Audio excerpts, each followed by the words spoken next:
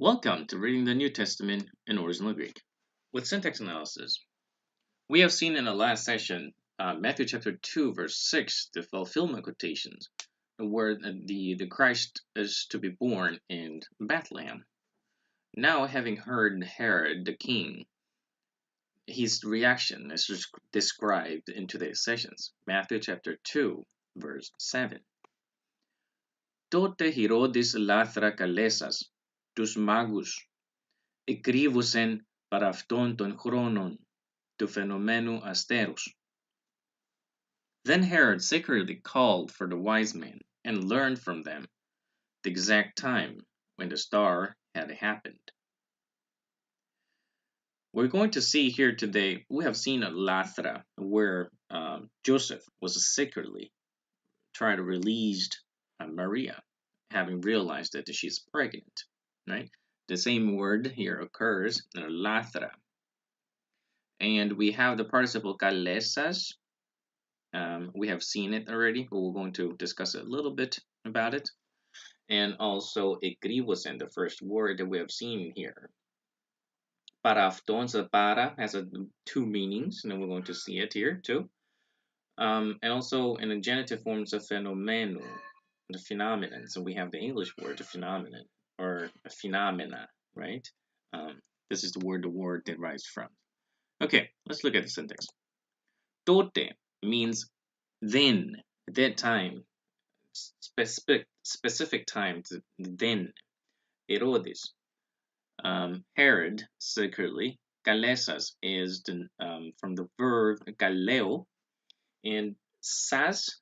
I hope you remember that we talked about it in the last sessions. Sas, sasa, san. Does it remind you anything? Sas, sasa, san.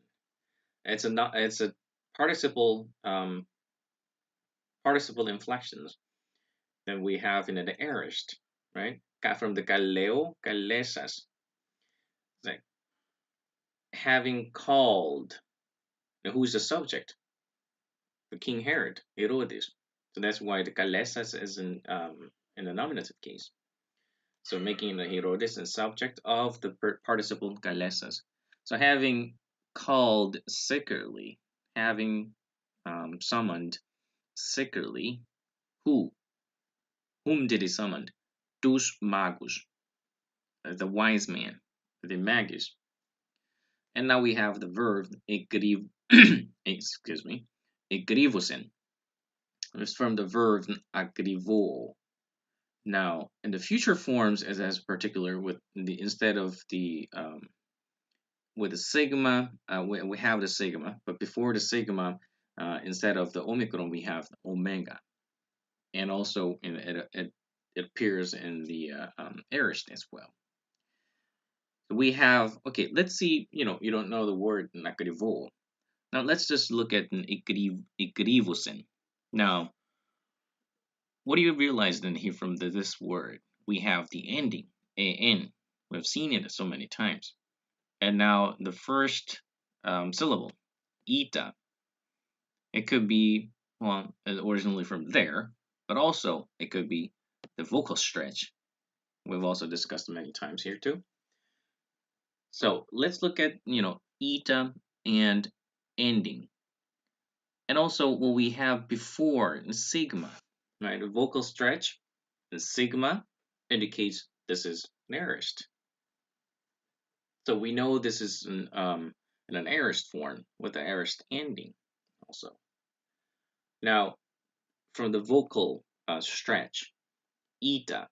Now, if you reconstruct the original forms, it could be, first of all, alpha, in many cases, and also eta, or eta epsilon could be, right? Eta iota, sorry. So we have some of the options. Let's try to reconstruct the form, the original form. So, akrivo, or ikrivo, right? So when you look up in the dictionary, you try to restore the changes, and then you will find some of the words in there and try to memorize them after. So trying to figure out the restoring process might help you to know the grammars better. Okay, so agrivo, and we have the what's interesting is the adjective. We have seen in the last sessions the adverb formations with the omega sigma when it derives from the adjective, right? We have the adjective is very it all occurs many times also in Septuagint. Akrivis in the plural, akrives, and as an adverb from there, akrivos. Okay, it has a meaning of exact, or an adverb exactly. So akrivo, the verb, means exam exactly, or to learn exactly. Must have the sense of being exact. Okay, so ikrivosen, learned exactly. Parafton, we have para, we have translated about them, right? Afton, them.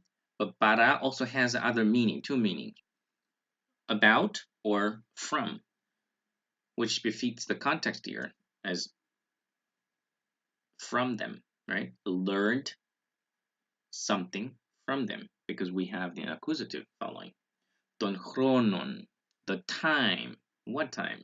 The genitive attribute. Du fenomenu.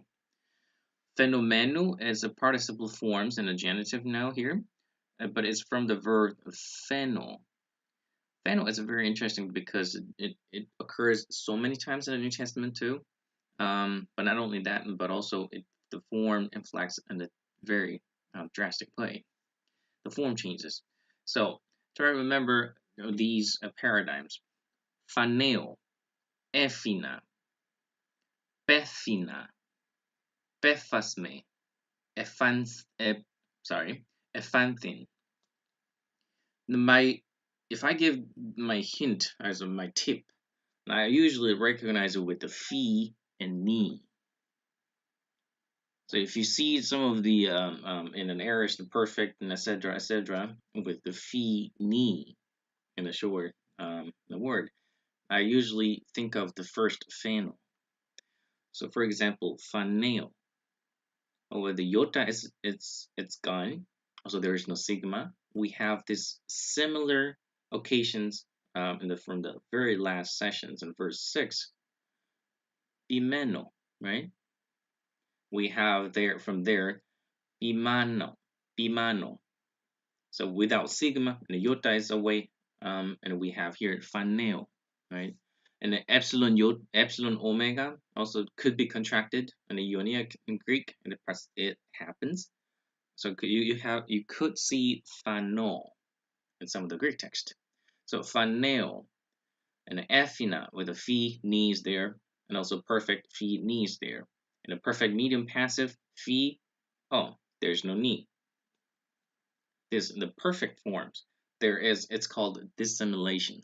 Well, you don't have to remember all this, but to give them better a better explanation to understand it better.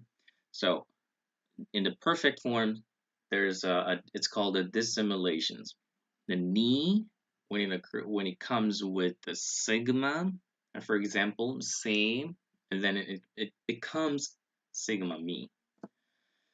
So anyway, there are other words that follows the same examples, but it's not important for now.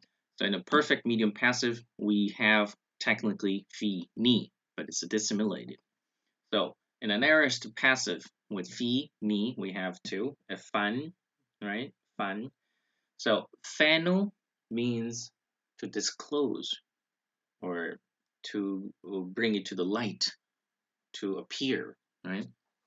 We have from the verb phano to omenos, the ending, the participle ending, omenos in a nominative, pheno, phenomenos, right? And from there to genitive, phenomenu, right? So the happening or the what do we have in an English one? The time of this occurrence, right? Occurrence of now asteros. This is star, astid. it's called a rho, liquida stem, which we have, for example, patir is also in the same way, gastir also, astid from astid, nominative, asteros, asteri, astera, asteren, asteres, asteron, asterasin, and a dative, and it's with an alpha, it's added there, okay? And we have here asteros, the genitive form. So the time of the happening, the occurrence of star, and of the star in a better English. Okay, so this is today's sessions. I hope you have enjoyed it and learned. I try to remember some of the words that we talked about in Fano, for example, and Galesas, if you don't remember yourself, and try to repeat from the previous sessions, and also Ekrivos and from Akrivo. Okay, thank you for listening, and I will look forward to our next session.